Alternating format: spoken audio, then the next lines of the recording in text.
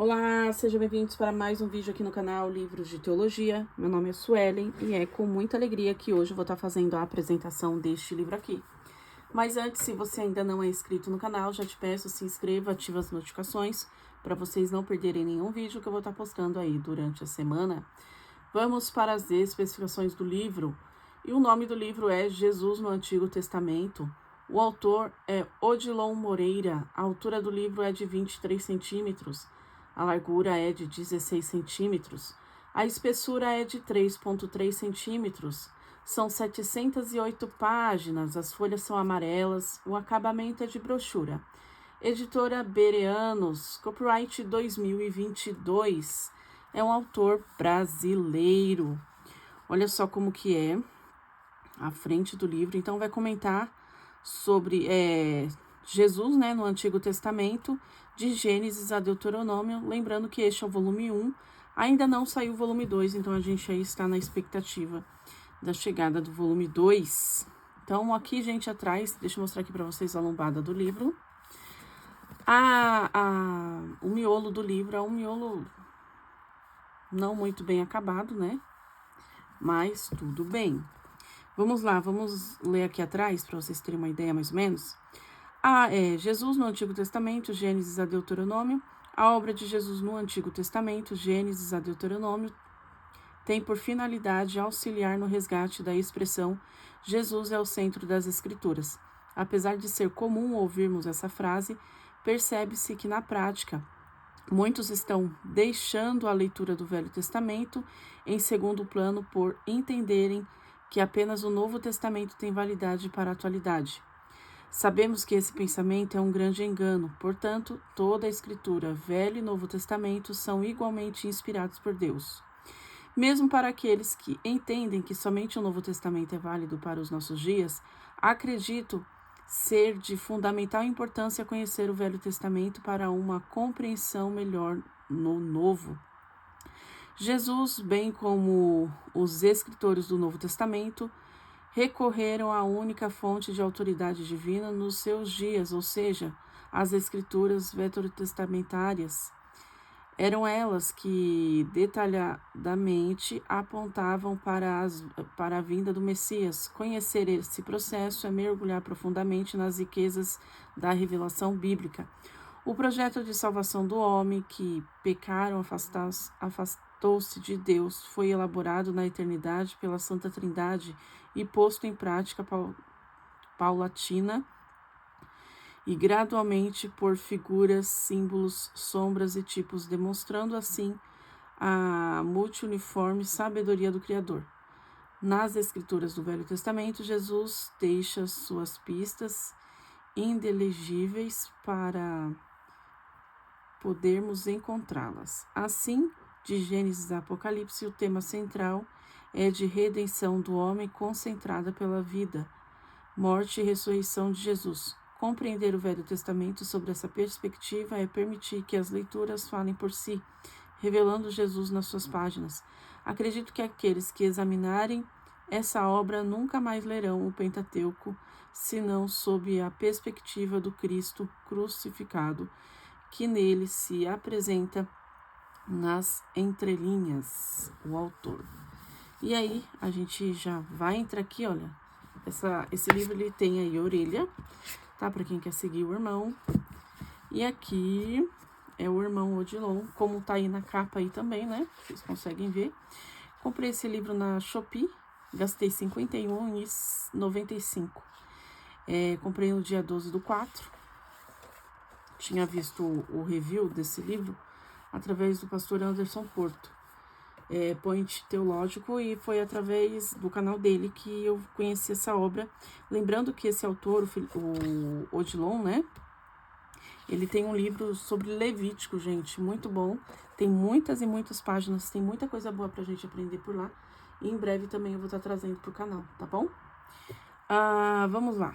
Copyright dele, como eu disse aqui, ó, a ficha catalográfica. E aqui tem muita coisa no sumário, gente. Se eu ficar só no sumário, vai dar quase 20 minutos aí só de leitura. Então, vocês fazem um print aqui, olha, só pra gente mergulhar um pouquinho mais no livro, pra gente aprender um pouquinho mais no livro, tá? Então, aqui, olha, vai ter muita coisa. Muita coisa mesmo. Fizeram aí sumário bem detalhado, e enfim, bibliografia. Na divisão aqui entre os livros, eu confesso que não foi muito legal. A editora aí, Bereanos, não fez uma diagramação boa quanto a isso. Aí vocês vão ver aqui, olha, a introdução fizeram nessa parte, em vez de fazer só nenhuma e tal. Mas beleza, aqui tá a introdução. Eu tava lendo um pouquinho já do livro, gostei, tá? É um livro, assim, que eu não falo que é um livro para principiante, não. É um livro acadêmico, praticamente, tá? Tem vamos dizer assim, muitas referências bíblicas no livro, isso é muito bom. Então, é totalmente cristocêntrico mesmo esse livro aqui, tá? O Novo Testamento está contido no Antigo Testamento e o Antigo é explicado no Novo, como ele disse ali. Aqui tá as abreviações, tá? E algumas informações do Novo Testamento, tudo que você vai encontrar aqui no livro, voltado para o Novo Testamento com o Antigo Testamento, fazendo aquele paralelo aí, tá? Olha só, vai estar mostrando. Depois vai falar também da tipologia, que eu achei também muito incrível. Teve muitas páginas aqui só comentando aí a tipologia, tá bom? Para vocês aí saberem mais ou menos. Depois, olha só, já entrou aqui direto pro livro de Gênesis. Não teve aquela divisão, nada disso, entendeu? Aqui já fala, olha só, o tanto de referências bíblicas como vocês podem ver. Jesus no livro de Gênesis, Jesus estava no princípio. No princípio criou Deus os céus e a terra. No primeiro verso da Bíblia, inicia fazendo um resumo da criação da terra e do céu. O verbo hebraico utilizado para a palavra criar é bará. Esse verbo aponta para uma criação a partir do nada. Deus não criou os céus e a terra a partir de qualquer matéria pré-existente. Ele fez tudo vir à existência quando não existia nada. E aqui está todas as referências bíblicas voltadas a esse texto. Quando, na ausência de qualquer átomo do universo, Jesus, o eterno Filho de Deus, lá estava com o Pai e o Espírito Santo para criar todas as coisas. Olha também um monte de referências bíblicas. Está explícita neste verso a figura de Jeová como o Criador de tudo. Devemos observar, no entanto, a unidade da Trindade implícita nesse termo Deus, Elohim, e entendermos que o Pai, Filho e Espírito Santo é Elohim, Deus.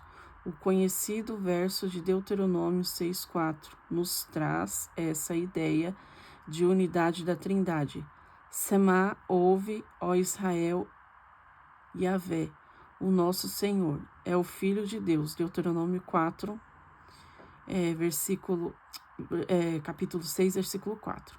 O texto sagrado diz que Jeová é único. A palavra único no original hebraico é Echad, que é uma unidade composta. Se essa unidade fosse absoluta, a palavra correta seria Yashid, a mesma usada em Gênesis 22, 2. Toma agora o teu filho, o teu único filho, saque.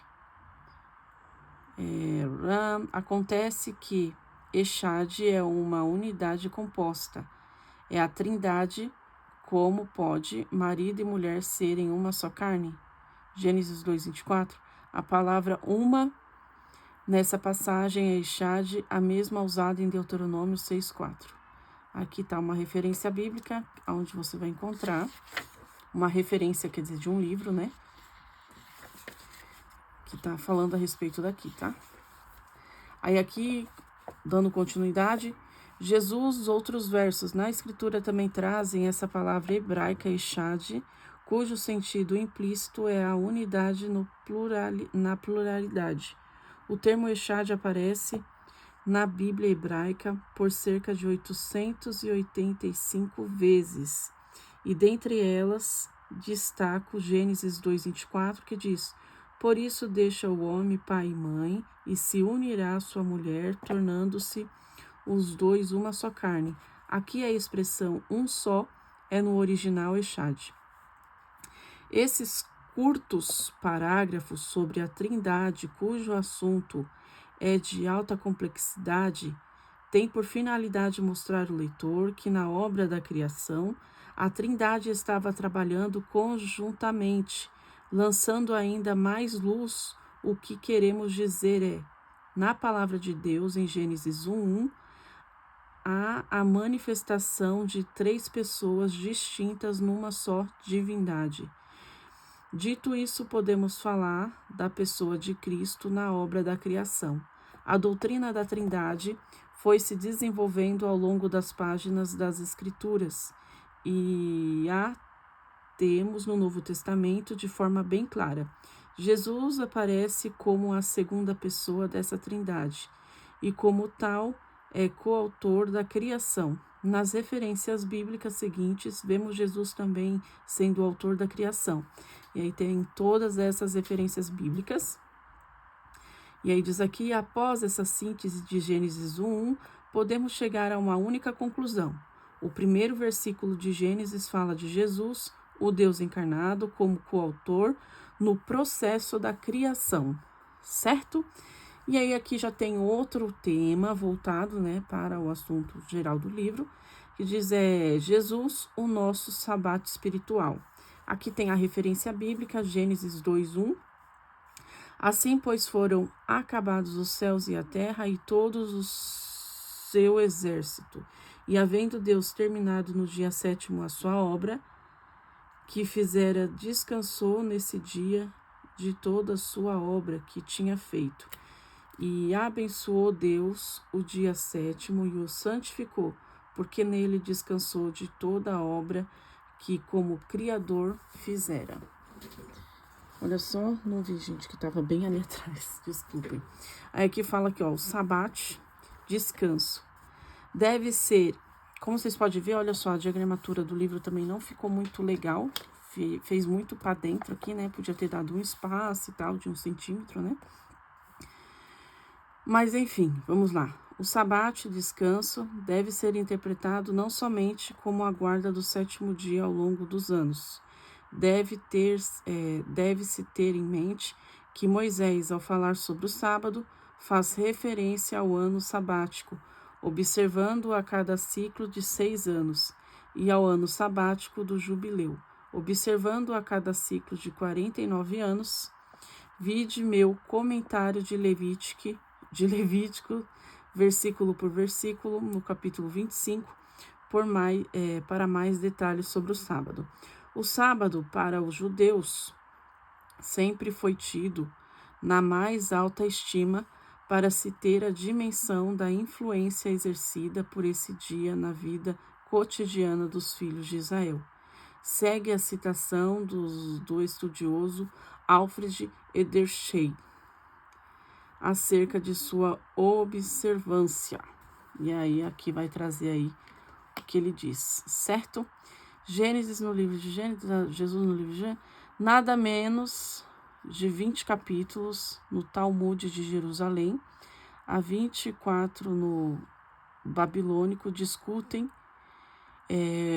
com a maior seriedade as mais fúteis questões que se pudesse imaginar. Disse mesmo ao certo rabi, gastou 2 anos e meio de estudo sobre sobre um desses capítulos que trata do assunto referente às bestas de carga, para demonstrar, por exemplo, que o animal não podia ser conduzido com o seu arreio por uma estrada, a não ser que a arredura tivesse sido colocada antes do sábado, mas era permitido conduzir o animal nessas condições para uma praça, sobre o pretexto de que a cobertura, nesse caso, era para aquecê-lo.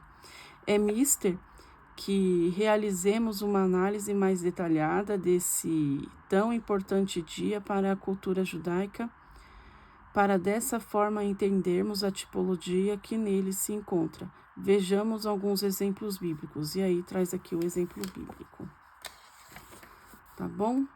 Indo mais adiante, ó, só para vocês terem uma ideia. Deuteronômio, olha só, 5:14, tudo voltado aí para Jesus Cristo. Tá bom?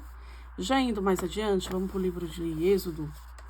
Do livro de Gênesis aqui, terminou Gênesis, já tem essa divisão aqui de Êxodo. Viu que não tem uma folha à parte, uma coisa mais caprichada, mas tudo bem. Aí aqui em Êxodo já vai trazer Êxodo capítulo 4, versículo 1.